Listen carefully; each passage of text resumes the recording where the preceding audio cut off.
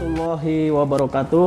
Jumpa bersama saya Ang Ahmad BCM di podcast, di mana edisi perdana kali ini saya sudah kedatangan tamu, dan tamu kali ini cukup luar biasa. Ada kawan kita yang memang sepak terjang di dunia sosial ini cukup lumayan lama.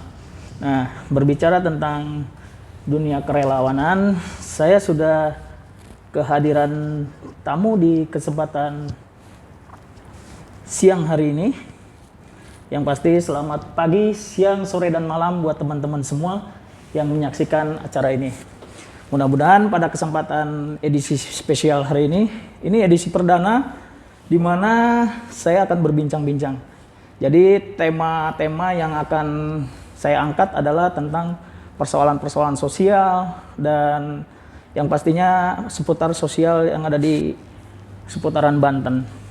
Baik, selamat siang Kang Faris. Gimana kabar? Siang Kang, alhamdulillah sehat. Gimana Kang? Sehat, ya?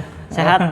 Alhamdulillah. Walaupun di Walaupun masa pandemi ini ya, kita tetap bisa bersilaturahmi, tapi tidak menghilangkan protokol kesehatan. Betul, pakai Menggunakan masker, jaga jarak, menjaga jarak. Kita jaga sudah jarak. jaraknya jauh ya. Jarak boleh jauh, tapi hati harus selalu dekat kita, Kang. Ada Faris Wajdi ya, Kang Faris Wajdi, di mana beliau ini adalah salah satu relawan sosial atau pekerja sosial profesional yang ada di Banten salah satunya. Dan alhamdulillah pada kesempatan siang hari ini saya akan banyak berbincang nih dengan Kang Faris terkait tentang persoalan sosial yang ada di Banten. Waduh. Iya. Gimana? Kalau kita ngobrol soal sosial atau pekerja sosial sebenarnya luas banget Kang Ang. Oh gitu. Iya. Pekerja sosial sendiri kan salah satu profesi pertolongan ya. Profesi, sama ya? seperti profesi-profesi lain. Pertolongan itu kan ada dokter, ada psikolog, ada advokat dan pertolongan-pertolongan lain. Tapi Peksos juga itu salah satu SDM Kesos. Jadi SDM Kesos itu tidak hanya Peksos. Banyak ya? Karena Peksos itu sehari-harinya itu bekerja tidak sendiri gitu kan, berkoordinasi. Itu kayak misalnya teman-teman relawan lain, teman-teman TKS, tenaga kesehatan sosial. Ada lagi yang di kecamatan TKSK, PSM. Jadi mereka bekerjanya bersama dengan mereka juga. Gitu. Tapi kalau ngomongin soal Peksos kan, ada Peksos, ada relawan, ada TKS katanya kan ya. Apa sih bedanya gitu kan, sama-sama pertolongan tuh ya. Nah, apa itu perbedaannya? Ada TKS, TKSK, ada Peksos, ada TKS. Nah, ini perbedaannya TKS, apa nih Kang? ada relawan, padahal sama-sama ya bisa menolong, bisa memberikan akses jejaring gitu kan ya. Jadi bedanya itu Kang, kalau Peksos itu diatur oleh kode etik. Oh, iya. Ada kode etik. Ada kode etiknya, ada prinsip-prinsip atau nilai-nilai yang harus diperhatikan gitu. Jadi kan kalau kode etik itu istilahnya rambu-rambu nih, koridor kita berperilaku, koridor kita berpraktek gitu ya. Jadi kan kalau sama pentingnya dengan relawan juga dia menolong, menolong masyarakat, menolong warganya, tapi tidak diatur oleh kode etik. Tapi kalau Peksos itu ada prinsip-prinsip, nilai-nilai yang harus diperhatikan. Misalnya dalam berpraktek itu kayak penerimaan yang pertama itu. Penerimaan klien. Gitu. Nah, seperti apa itu Kang? Seperti kode etik itu bisa dijabarkan misalkan seperti apa? Nah. Jadi kan yang pertama itu penerimaan. Kadang kita berpraktek itu suka pilih-pilih klien Kang. Tapi sebelum ke sana, kita harus memperhatikan juga ada kode etik ke klien, ada kode etik ke rekan sejawat, ada kode etik ke lembaga atau instansi tempat kita bekerja gitu. Oh, seperti itu ya? Betul, seperti itu. Jadi sangat diatur sekali. Artinya kalau ada kode etik, ada sanksi juga yang konsekuensinya ya dari belakang. Untuk yang ke klien sendiri tadi itu kan yang pertama penerimaan. Jadi kita tuh nggak boleh pilih-pilih klien.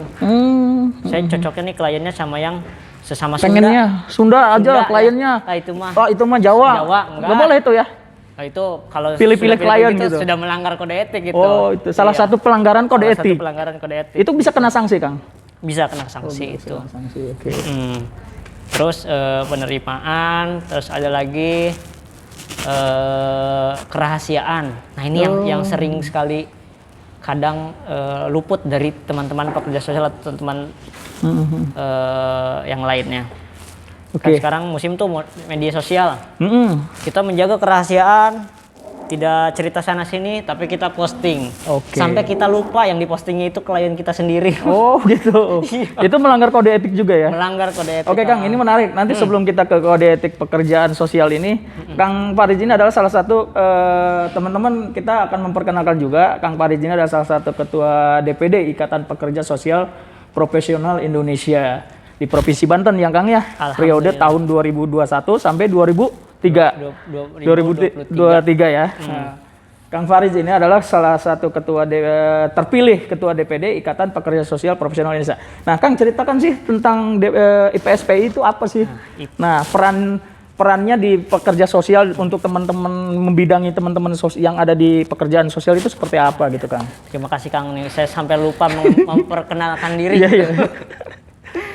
Jadi IPSPI. Alhamdulillah saya dipercaya menjabat memegang amanah dari teman-teman Peksos di Banten itu sejak tahun 2020. 2020 ya. Sebelum IPSPI Banten sendiri itu sudah berdiri tahun 2018. 2018. Sebelumnya itu Kang Sukma Sandi yang terpilih sebagai ketua IPSPI, saya di Banten ya. Saya jadi wakilnya. Kalau IPSPI dari pusatnya sendiri itu berdiri tahun 1998. Jadi lagi Krismon kita 98 sampai tahun 2020 kalau nggak salah ya. Itu namanya Ikatan Pekerja Sosial. Oh, Ikatan Pekerja Sosial. Belum ada profesional ya? Sudah ada profesional. Sudah ada sekarang profesional. Mulai 2020 itu berubah jadi Independen Pekerja Sosial Profesional Indonesia. Oh, sudah berubah lagi sudah namanya? Berubah, iya.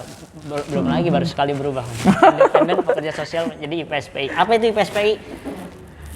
Organisasi atau induknya ini para pekerja sosial. Apa sih fungsinya? Kan wadah ya, wadah. Betul. Kan tidak lain dan tidak bukan itu memberikan pembinaan, advokasi kepada teman-teman Peksos, barangkali setiap prakteknya menemui masalah atau menemui hambatan itu di PSPI bisa juga menjadi solusi hambatan ya. Gitu. Keren nih Kang Farid.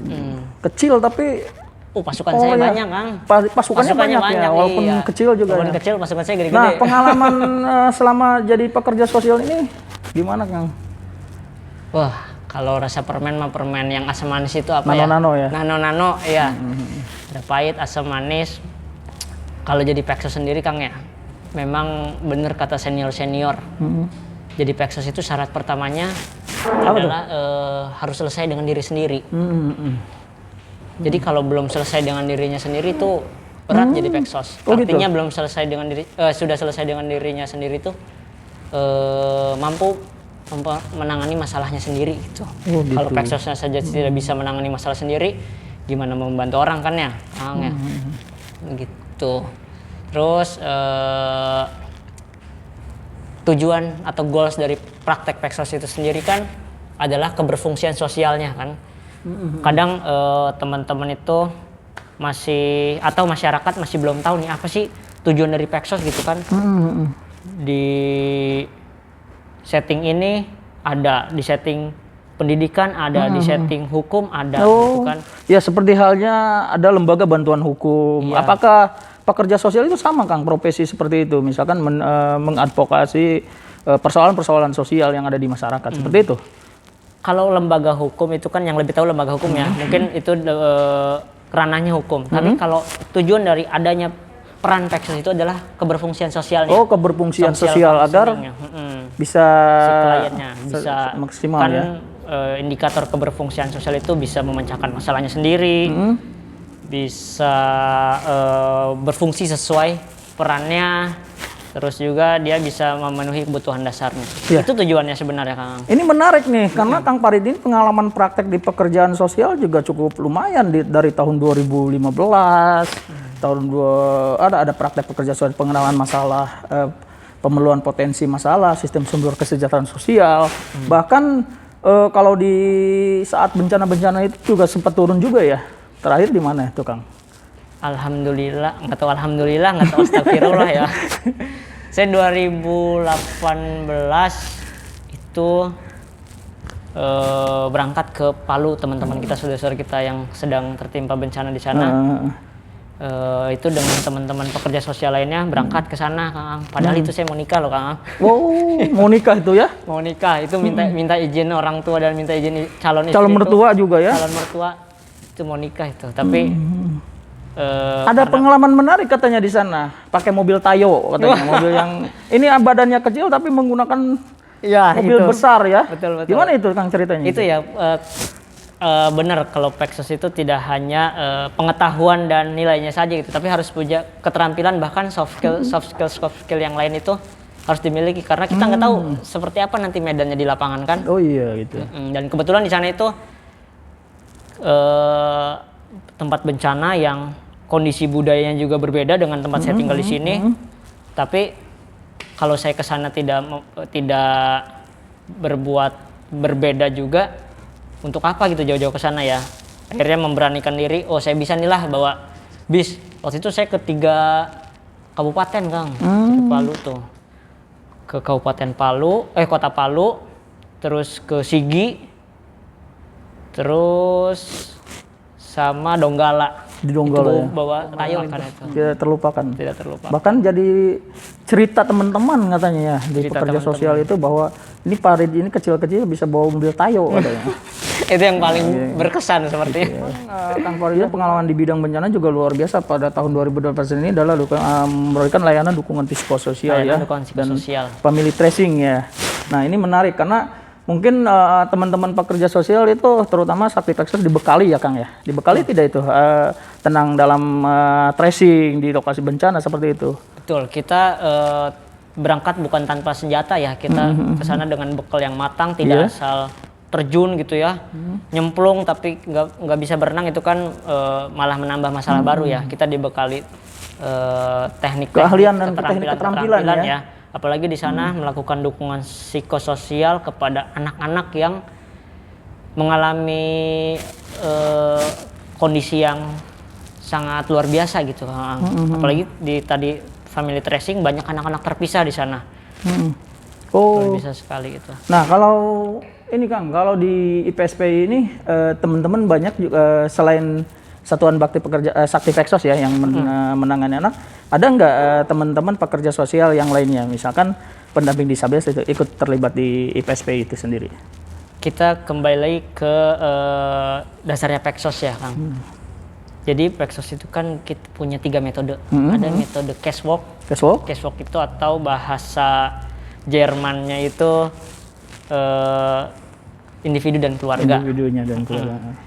Terus ada lagi group walk dengan kelompok. Ada juga dengan komunitas dan masyarakat. Jadi tidak hanya satu setting saja. Ada juga banyak setting. Ada setting ABH, anak berhadapan dengan hukum. Oh gitu. Ada disabilitas. Ada yang menangani disabilitas. Ada yang menangani disabilitas. Ada yang menangani nafsa, HIV. Ada juga pendamping lansianya, Pexos lansianya. Itu banyak setting ya, tapi tetap kembali goalsnya itu adalah social functioning-nya. Oh, social functioning. Oke, teman-teman, tadi menarik secara garis bawahi terkait tentang disabilitas. Di sini lokasi yang kita sharing ini juga adalah salah satu tempat yang dimana anak-anak difabel yang dikaryakan ya. Saya sedikit promosi nih, Kang, tentang Bubble Cafe ini adalah Bubble Cafe and Gallery ya, dimana di sini adalah tempat yang semua anak-anaknya itu adalah difabel atau disabilitas, yang ada tuna wicara, tuna rungu dan lain-lain. Mereka di bawah satu yayasan ya, Kang ya. Iya. Tapi kayaknya menarik nih, harus ngobrol langsung dengan pemiliknya. Kita kemarin acara Hari Disabilitas Internasional tahun 2020 di sini, bareng sama teman-teman di Bubble. Iya, IPSP dengan di sini. Iya. Dengan teman-teman di sini. Wah, Kang, ada nggak pengalaman yang tidak menariknya di pekerjaan sosial ini? Apa tuh? Pengalaman tidak menarik ya. Pengalaman pahit berarti ya. Sepahit apa? Kopi hitam? Ini pengalaman pribadi ya. Pengalaman pahitnya adalah kalau kerja kita tidak diapresiasi. Kadang Peksos itu tidak hanya sekedar kan kerja ada manfaatnya ya, ada penghasilannya, tidak hanya soal materi saja gitu, tapi pekerjaan itu terasa kita puas kalau ada apresiasi gitu. Oh, apresiasi. Reward ya. Reward kan tidak hanya materi ya. Betul. Terima kasih, Sebuah bentuk pujian, penghargaan. pengakuan, penghargaan itu juga. Jadi sedih banget kalau misalnya kita menangani sebuah kasus atau pendampingan, kita bahasa Sundanya mah dipaido juga gitu. Oh, gitu. Iya. Karena Disumuzonin juga. Kang Faris ini kan lumayan aktif juga ini selain membidangi menggawangi teman-teman pekerja sosial di PSPI Banten ini, aktif juga di P2 TP2 ya. Iya. Dan aktif juga di pekerja sosial Satuan Bakti Pekerja Sosial di Kabupaten Serang ya. Sakti Peksos di Kabupaten Serang, Kang. Itu 29 kecamatan. 29 kecamatan. 29 kecamatan, 326 desa. Menangani Anak berhadapan dengan hukum. Itu tren kasusnya Kang Aang dari tahun ke tahun meningkat. Yang fenomena gunung es ya. Fenomena gunung es itu meningkat. Entah ini gara-gara ada Peksos jadi banyak. Ini semenjak ada Peksos kok. Oh gitu. Kasus jadi banyak katanya. Iya. Tapi jangan ada Peksos berarti ya. Kita langsung jawab lagi Kang Aang pas ada kalimat seperti itu. Berarti masyarakat sudah tahu harus melapor kemana. Oh berarti iya. Masyarakat sudah berani sudah teredukasi melapor. ya. Berarti edukasi Peksos berhasil. Berhasil.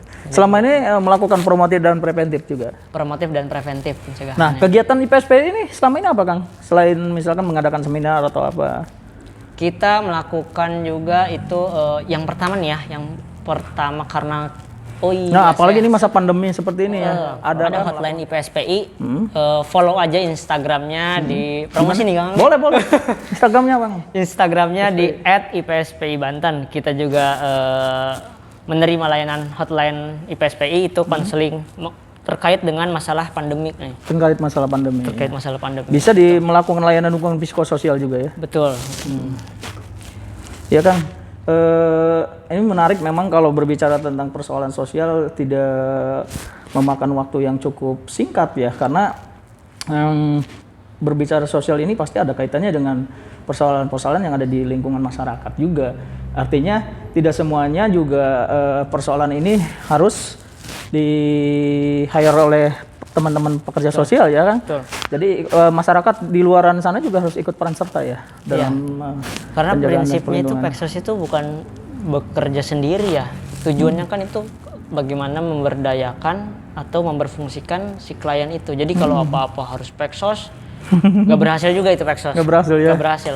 Jadi kalau udah mandiri, masyarakatnya sudah. Tentang IPSP ini ada tentang praktik pekerjaan sosial dalam Undang-Undang 14 tahun 2019 tentang pekerja sosial. Ini menarik. Selaku Ketua DPD ya, IPSP ini tentang Undang-Undang 14 tahun 2019 tentang pekerja sosial. Artinya memang ini adalah payung hukum untuk membidangi teman-teman di pekerjaan sosial. Nah, pada praktiknya di lapangan nanti apakah nanti ini undang-undang akan diimplementasikan? Nah, nanti kan kita akan melihat di lapangan seperti apa ya. Betul. Nah, artinya ada ini pandangan-pandangan Kang Faris saja selaku Ketua IPSP itu seperti apa dengan lahirnya Undang-Undang 14 tahun 2009 tentang pekerja sosial. Menurut saya sih ini menarik karena apa? Menurut saya beberapa poin saya pernah baca tentang undang-undang ini memayungi hukum tentang teman-teman praktek di pekerjaan sosial ini. Gimana Kang pandangan Kang Faris sendiri? Ya alhamdulillah Kang Ang, perjuangan senior pusat itu luar biasa sampai akhirnya di tahun 2019 tepatnya itu bulan Agustus. Itu benar-benar hari bersejarah buat teman-teman Peksos ya karena akhirnya sah juga undang-undang kita, payung hukum ada kita payung berpraktek hukum, ya? gitu ya. Gitu. Padahal sudah cukup lama ingin betul. menelurkan undang-undang ini. Baru 2019 itu disahkan oleh. Makanya dari itu sejak undang-undang itu diterbitkan pekerjaan kita yang wajib itu yang pertama adalah terus gencar-gencar sosialisasi ke instansi, sosialisasi ke profesi lain, bahkan ke masyarakat gitu. Tapi sebenarnya selama ini untuk rekan kerja atau teman sejawat itu Peksos itu sudah tidak asing sebenarnya. Hanya di masyarakat mungkin masih belum belum tahu ya. Sosialisasikan ya. Ini juga saya sedikit berpesan kepada teman-teman, sosialisasi yang paling mantep di masyarakat itu adalah bukan, nih saya ini Peksos, nih saya ini lulusan Kesos, nih saya ini dari mana. Tidak, itu masyarakat tidak butuh itu sebenarnya. Tapi Apa tuh pesannya? Bekerja yang baik, integritas yang tinggi, tidak perlu membahas itu, masyarakat justru bakal menilai. Kan penilaiannya. Seperti ini Peksos itu ya kerjanya. Jadi tidak usah kita Peksos bla bla bla bla. Cukup itu kalau ke masyarakat ya. Langsung aja bekerja seperti bagaimana Bekerja harusnya, untuk masyarakat. bekerja gitu ya. untuk masyarakat. Tapi yang penting kan dalam prakteknya pekerjaan itu tidak melanggar kode etik pekerjaan Itu sosial. tadi. Seperti itu ya. Betul tadi. Nah, IPSP sendiri bisa menindak kalau ada yang menyalahgunakan atau prakteknya yang menyalahgunakan praktek pekerjaan sosial. Kita punya ada. dewan etik. Oh, ada dewan etik. Bisa dipanggil ya. Bisa dipanggil. Atau misalkan karena ini misalkan kalau menyangkut hukum bisa diproses Bisa secara diproses hukum. Dikeluarkan proses secara hukum. Iya, karena kan setiap pekerja sosial sekarang itu wajib juga tersertifikasi ya Kang ya. Itu sesuai Permensos. Ada Sudah keluar Permensosnya. Permensosnya. Harus tersertifikasi. Harus tersertifikasi itu. Sementara ini yang mengeluarkan sertifikasi itu LSPS, Lembaga LPS. Sertifikasi Pekerja Sosial. Pekerjaan sosial. Jadi teman-teman yang melakukan praktek sosial itu sebetulnya relawan bisa ikut tersertifikasi seperti itu Bisa. kalau memang Bahkan melakukan sekarang itu. Setiap SDM Kesos itu menurut saya wajib deh sertifikasi. gitu. Kenapa? Karena Jadi bukan hanya Peksos Bukan yang hanya pekerja Peksos. sosial Peksos anak saja ya. iya, karena di sertifikasi itu ada edukasi juga. Ada informasi-informasi tentang bagaimana penanganan di sosial. Jadi tidak hanya Peksos. Karena sudah Permensosnya juga sudah ada Permensos nomor Berapa itu? kalau nggak salah ya, nanti dicek aja di Google, kalau nggak salah nomor 4 tahun 2015. Itu tentang SDM Kesos harus disertifikasi. Oke. Menarik nih teman-teman. Jadi SDM Kesos itu harus tersertifikasi sekarang. Berarti kan ada nanti di sana ada TKSK juga, ada Betul. PSM, ada relawan. Relawan. Di luar teman-teman pekerja sosial yang di bawah kementerian mungkin ya. Tapi adanya namanya relawan. Bahkan praktek pekerja sosial ini sekarang sudah boleh dilakukan di beberapa OPD ya Kang ya. Diperbantukan untuk melakukan praktek itu. Betul, sangat dibutuhkan. Karena kan urusan sosial itu luas ya, tidak hanya urusan kalau di daerah itu dinas sosial aja. Nah, begitu dikit-dikit dinas sosial, Dinas persoalan sosial. ini psikologi sosial gitu ya. Padahal Peksos itu bukan hanya milik instansi Dinas sosial juga ya? Iya. Jadi Boleh digunakan oleh siapapun ya artinya. boleh sekali. Lembaga artinya profesi Profesi. teman-teman Peksos itu boleh digunakan oleh lembaga-lembaga lain misalkan secara P2TP. profesional, Kang. Secara profesional Secara ya. profesional. Oleh P2TP2A, P2A, lembaga-lembaga lain, tapi tetap dengan memperhatikan kode etik. kode etik itu ya yang tetap harus ada karena teman-teman pekerja teman-teman ini sekarang sudah diatur di Undang-Undang 14 tahun 2009 tentang pekerja sosial itu. Jadi teman-teman tidak sembarangan sekarang. Ketika praktek pekerja sosial itu kalau menyalahi undang-undang tahun 14 tahun 2019 itu bisa terpidana juga ya, kena pidana gitu. Obrolan saya dengan ketua IPSP ini kayaknya ngobrolnya ini pengen panjang nih, tapi mudah-mudahan nanti di lain kesempatan bisa kita ngobrol-ngobrol lagi tentang apa sih itu IPSP dan praktek pekerja sosial. Dan terima kasih Kang Fariz atas waktu dan kesempatannya pada hari ini. Teman-teman nanti bisa ikuti terus kegiatan saya ataupun dialog saya dengan beberapa pekerja sosial. Mudah-mudahan informasi ini bisa bermanfaat buat kita semua dalam melakukan praktek pekerjaan sosial juga dalam di lapangan nanti di masyarakat bisa dipraktekkan juga, dan masyarakat juga bisa teredukasi tentang apa itu IPSPI dan juga bagaimana tentang pekerjaan sosial itu. Karena berbicara pekerja sosial juga tidak semuanya serta-merta Karang Taruna juga pekerja sosial ya sebetulnya. Simpul-simpul sosial yang ada di Kementerian Sosial ya Kang ya. PSKS gitu. ya. PSKS ya. Potensi sumber. Karena kan permasalahan PMKS juga banyak kan, 26 PMKS yang 26. harus di-hire oleh teman-teman. Bukan hanya tentang IPSP-nya saja atau sosok Kang Fariznya, tapi bagaimana teman-teman kita bisa bermanfaat untuk orang lain. Seperti itu. Terima kasih teman-teman atas waktu dan kesempatannya. Yang pasti nantikan kesempatan lain di kegiatan lain dan diskusi saya dengan yang lainnya. Yang pasti tetap stay tune di PCM Channel. Terima kasih. Assalamualaikum warahmatullahi wabarakatuh. Terima kasih Kang. Oke.